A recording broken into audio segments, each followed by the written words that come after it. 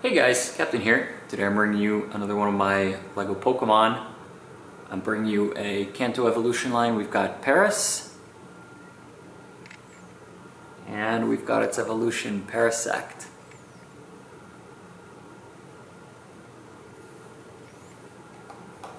I think some of the details on Paras could have turned out better, but it was pretty difficult to design ultimately, and I'm really happy with how Parasect turned out. So, with that, let's get started on the instructions.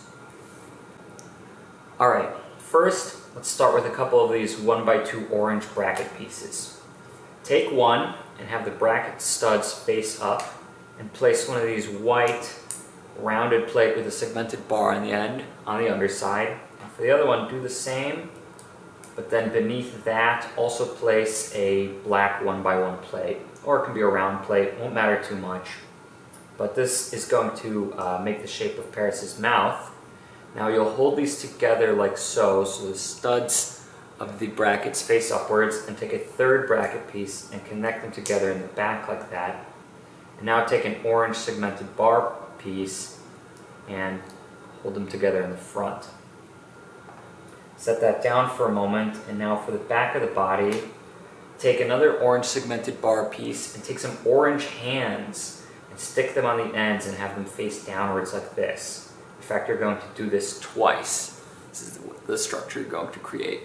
Orange hands aren't the easiest to come by, but they've become a lot easier in recent years. In fact, I think in the past year there was at least one Ninjago minifigure and two of the video minifigures that have orange hands. So hopefully it shouldn't be super hard to get your hands on them. Haha. Anyways, what you'll do is place a 1x2 orange plate on top of one of these, and then stick the other segmented bar on top. So we've got four little legs like this, and then place this in back attached to the body. Now what we'll do for the front pincers, on the sides of the front of the body, place some orange round plates, and then these orange 1x2 curved slopes that have an angled tip. So this will make the large claws. And now finally we just have to create the eyes and the iconic mushrooms on top. The eyes are simple. You just take a black claw tile and on the underside stick a white round plate with a hole in the middle. So you do that twice and stick that onto the end of the segmented bar. And then the mushrooms are the one thing that I couldn't quite get perfectly, but this is the design that I was ultimately happiest with. What you're going to do is you're going to take one of these black round plates with a bar on the underside. You're going to stick that into a red dish. There is actually a mushroom print dish that exists, but they're pretty rare and hard to get your hands on, so I went with just a plain red one. And then what you'll do is you'll stick that into a tan claw tile, and you can angle it just a little bit. There isn't so much leniency to do so, but there is a little room. And then you're going to stick that onto the back middle of the Paras's torso. And so you'll see what happens is it's not quite a perfect fit, and the mushrooms overlap just slightly, but it's about good enough, and so I'm happy enough with it. I think at the end of the day, it's still pretty obvious that this is Paras, and I think the build turned out well, especially, you know, basically every other detail I think was captured pretty nicely here, and you know, overall I think you can still easily tell it's Paras, especially if it's next to its evolution Parasect.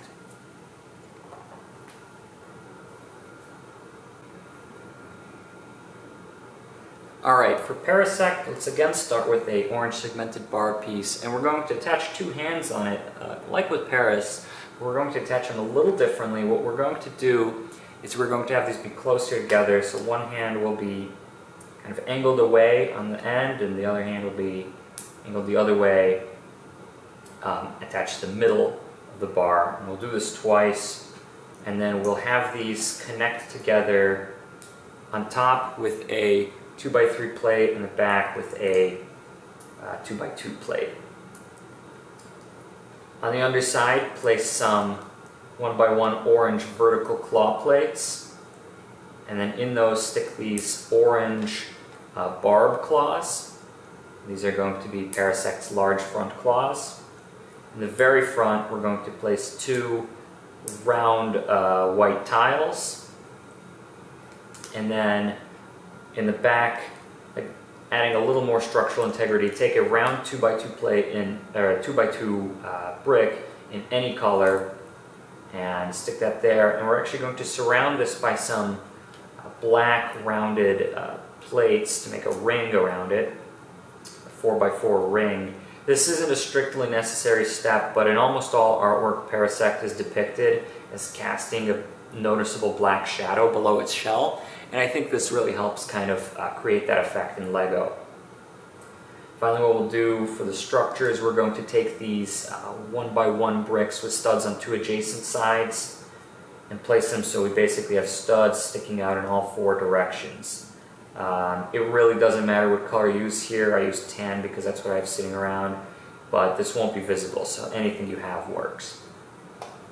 Set this down for a moment. Now let's build the shell. I learned a lot of, or I basically designed the shell by applying a lot of techniques I learned building spheres. And what we're going to do is first we can start with the front. Take a red 2x2 plate. In one corner, place a orange 1x1 plate. Next to it, place a red 1x1 plate.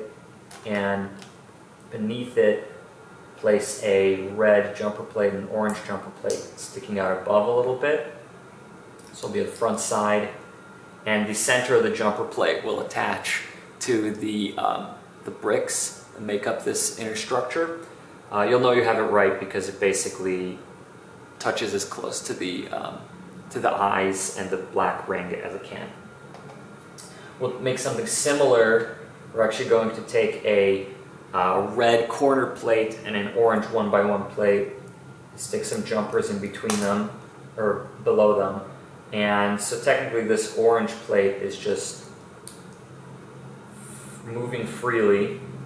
And then in the bottom of the corner, we're going to stick a red 1x2 cheese slope, or just 2 red cheese slopes works. Again, this is moving freely for now, but we're going to attach it to the back side the same way as we did with the front part of the shell. Now the sides of the shell are the same design but mirrored, so I'll go through it slowly once and then just quickly for the other one. Again, take a red corner plate and an orange 1x1. Now you're going to take this 1x3 jumper plate with the 2 studs in the center and stick that in the back of the top of the corner and the orange 1x1. And then beneath the corner plate, sticking off the sides, 1x1 inverted brackets in red, and then have some cheese slopes stuck on the bracket studs. And then on the bottom here, place a red cheese slope and an orange cheese slope. And again, the other side is basically going to be the same thing but mirrored, so I'll assemble it rather quickly.